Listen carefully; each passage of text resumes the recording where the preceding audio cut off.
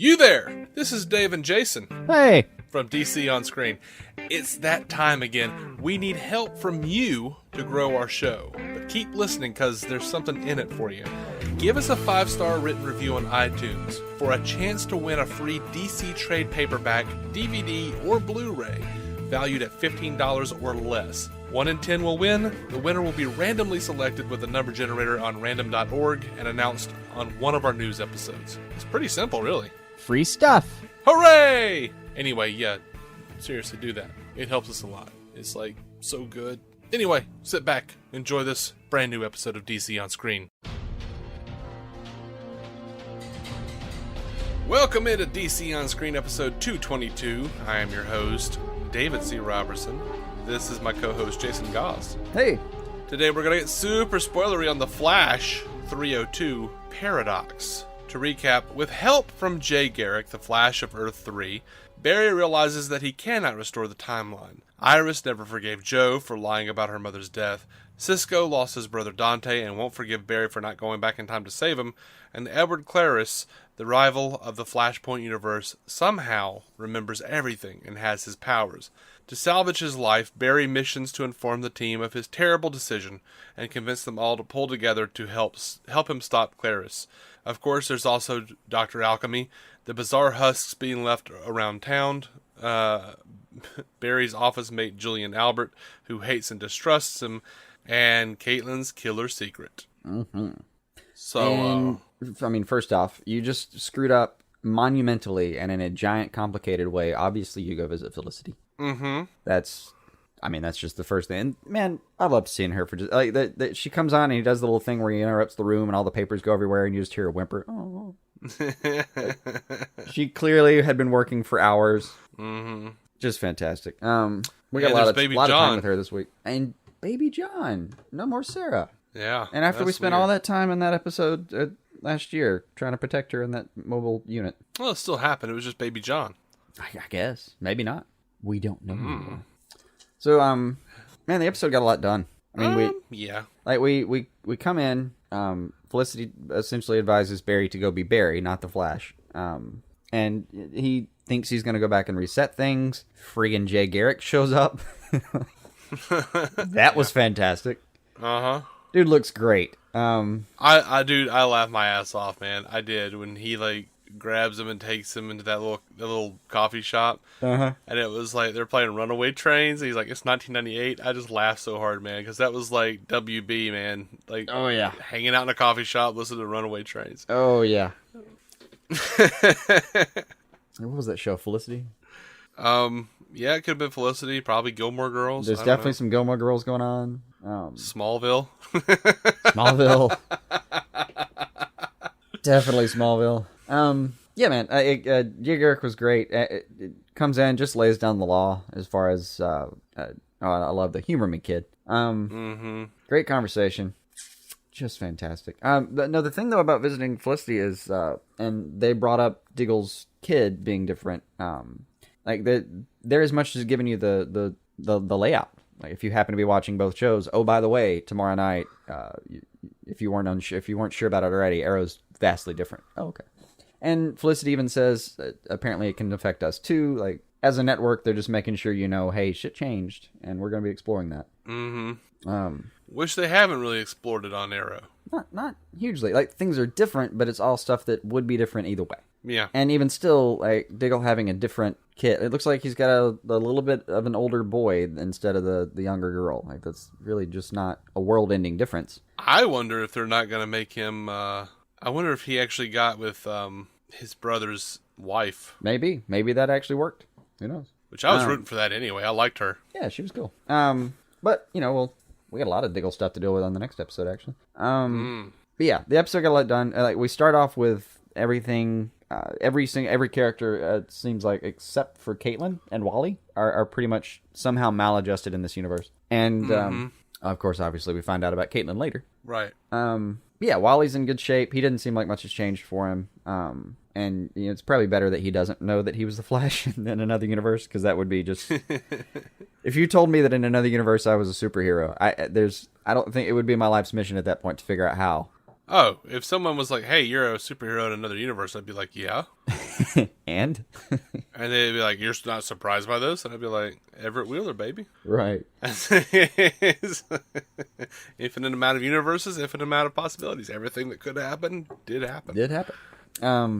Yeah, but by the end of the episode, I mean, you watch him go through that stuff with Cisco. You watch him go through the stuff with Iris and Joe. And by the way, Iris seems like she's taken a lot of the Joe responsibilities of like heartwarming speeches off his plate in this universe.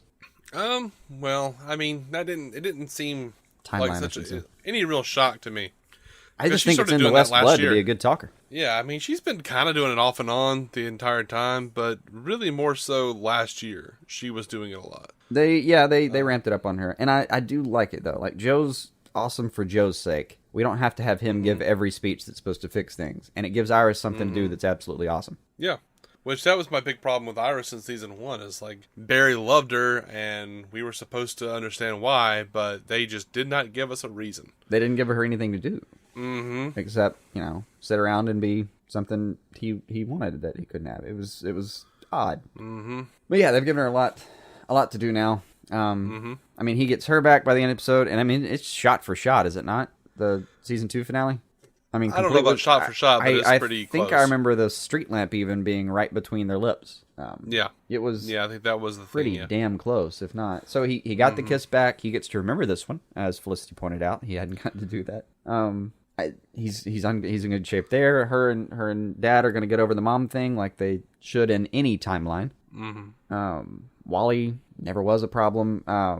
And, I mean, whatever we got going on with Caitlin looks fantastic. And I know there's an episode coming up just called, isn't there an episode called Killer Frost, like, on the agenda? Yeah, it's Kevin Smith's episode. Is that his? Okay. Mm-hmm. So he's going to get to play with her coming out party as a meta, I guess. Mm-hmm. And then the big one was like, I went through a whole emotional arc this episode just watching what Cisco was doing. Because like seeing sad Cisco hurt me. I mean, it hurt. Yeah, that was rough. But vibe suit.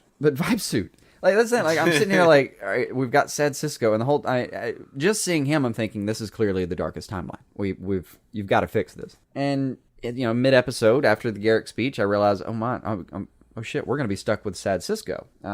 At least for a few episodes. They claim they're gonna clean up a little bit of their mess as far as the timelines, I think, coming up. But for now, at least, this is what we've got. And as the episode went on, like if he goes full vibe, which apparently he's entirely capable of in this timeline. Mm-hmm. I'll take a sad sack for a little while. I mean, it looks like he's getting a little better anyway. He was cracking jokes, naming people by the end of the episode. Yeah. And that little flippy doubled down punch thing was just fantastic. Mm-hmm. So what do you think the chances are that we're actually going to go back to our timeline, our Flash timeline, by the end of this? I don't know. See, I could swear I remember some news that we covered saying that they were kind of thinking by the maybe by the crossover time that they would be able to wrap up the whole Flashpoint paradox thing. Yeah, but now looking at it he pretty much set everything back in like an episode, short of Dr. Alchemy being out there, Philosopher stoning some shit up. Mm-hmm. Short of his, I keep wanting to call the kid Draco, but Julian. Like he's got that guy. That's new. There's Dr. Alchemy that's going to be fucking things up. But otherwise, short of Dante's brother and a few things, like he's kind of already put it back. So that's what I'm wondering, though. When they said we're going to fix everything, did they mean Barry's going to fix everything, or we're going to reset the timelines again to, prime timeline?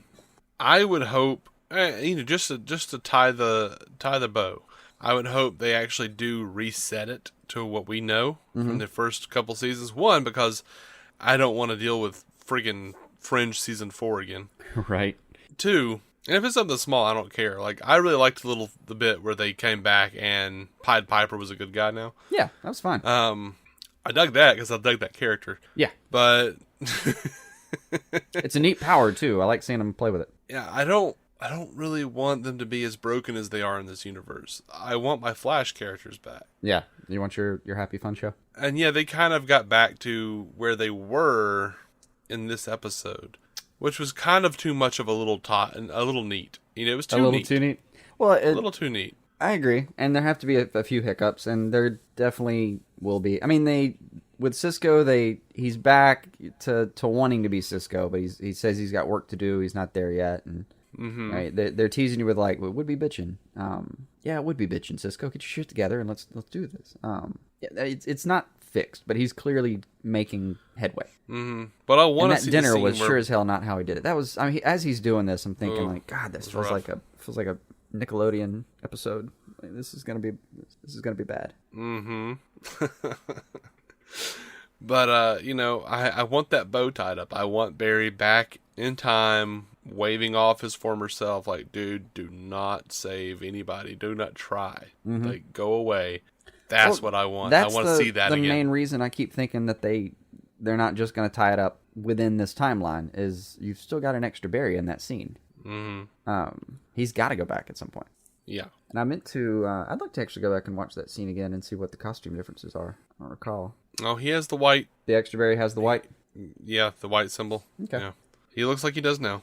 Well, it's time. And that might be just mid-season, I guess. Maybe. That's all right. That's my best guess, is it's part of what we're wrapping up in the maybe crossover. Mm-hmm. So, I'm digging Alchemy. More than anything, though, I really laughed. Like, this episode did not have a lot of laughs in it. No. I laughed really hard, though, when Alchemy shows up, and Barry goes, "Who are you?" And he goes, "I am Alchemy." And Barry just goes, "And what do you want?" Great, you've announced yourself. Now what the hell do you want? So, yeah, Tobin Bell's doing a good job doing the voice of Alchemy. Yeah, sounded good. If you're not hearing Jigsaw under Alchemy, I don't know how to help you. Yeah. Because that's the cat. So he's apparently got the transmutation thing going on enough that he can... I don't know what his agenda is as far as... He says he's getting the world ready, I guess. I don't know what he means by that, or how turning people that used to be metas into metas again is related, and why the hell they shed little husks after they're done is beyond me, but... Well, I don't know. Dr. Alchemy in the comics, he used the Philosopher's Stone to transmute matter and turn people give people powers and stuff. Yeah. I just don't know what his end game is yet, but we're only a couple of episodes in with him. We're not supposed to. Earlier this episode, what's wrong with me? Earlier this week, our buddy Christopher White called me and asked me what the deal with Alchemy was. And I was like, man, I don't really remember too well. I know, transmute some matter or whatever. I don't really know. I don't remember much about him. I did a little digging, and here's the interesting thing. Mm-hmm. And I'm almost certain it's a red herring. The original Dr. Alchemy was named Albert Desmond. Mm-hmm. Barry's office mate is named Julian Albert. Now, Albert Desmond had dissociative identity disorder. Yeah. One personality was good, one was bad. Yeah. So you're thinking.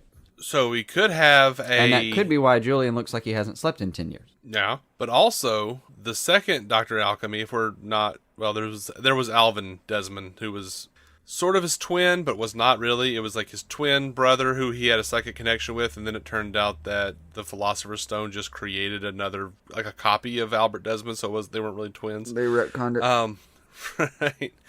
But so there was another Dr. Alchemy, Alexander Petrov, who was a lab assistant at a police lab in Keystone City. So you think they just pulled all this together? And he used the Mr. Element / Dr. Alchemy gear to get himself higher in the ranks. I'm kind of thinking, yeah, like there was a third, Curtis Engstrom, but I don't really see a similarity with any of his story. But I don't think it's a coincidence. It can't be a coincidence that Barry's office mate is named Julian Albert. It's so obvious it's probably a red herring. Of course, we said the same thing about Hunter Zolomon last year, and it was not. It was just like, it was just straightforward. Here's our dick. Thank you. But I was thinking, like, Alchemy, if Alchemy was the Flashpoint Julian Albert, who has a psychic connection with his current incarnation in this universe, Julian, kind of like how Albert Desmond had a psychic connection to Alvin, his copy or whatever. That might be where they go with it. I mean, it would make sense too. Like that'd be a perfectly good reason for him to be so obsessed with a meta problem and so distrustful of Barry. Yeah.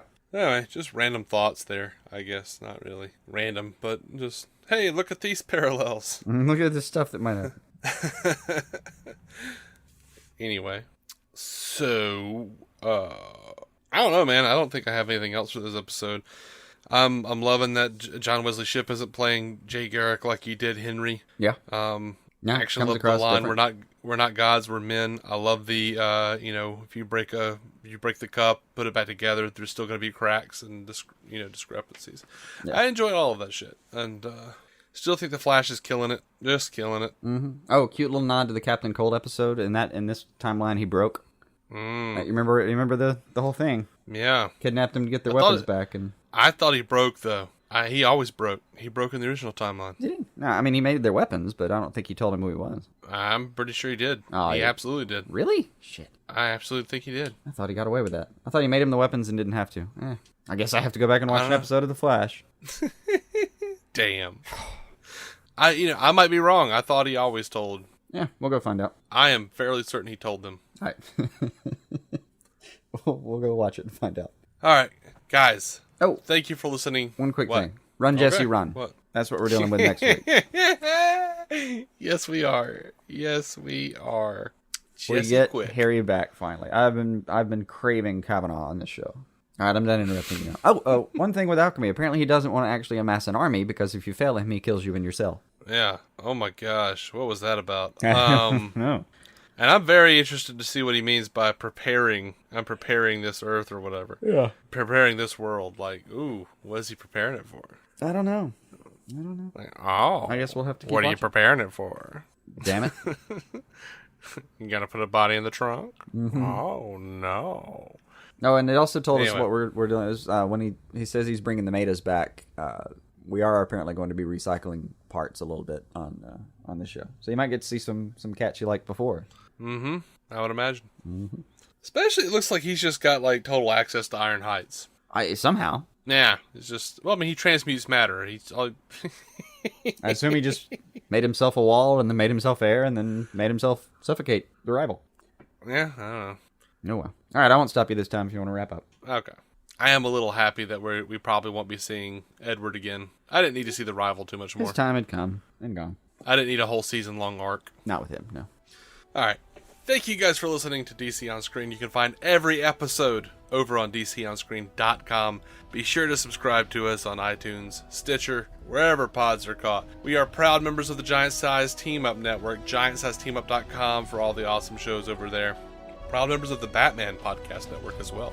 Mm-hmm. The next episode we're hitting up is going to be Arrow 502, The Recruits. Until then, keep some DC on your screen.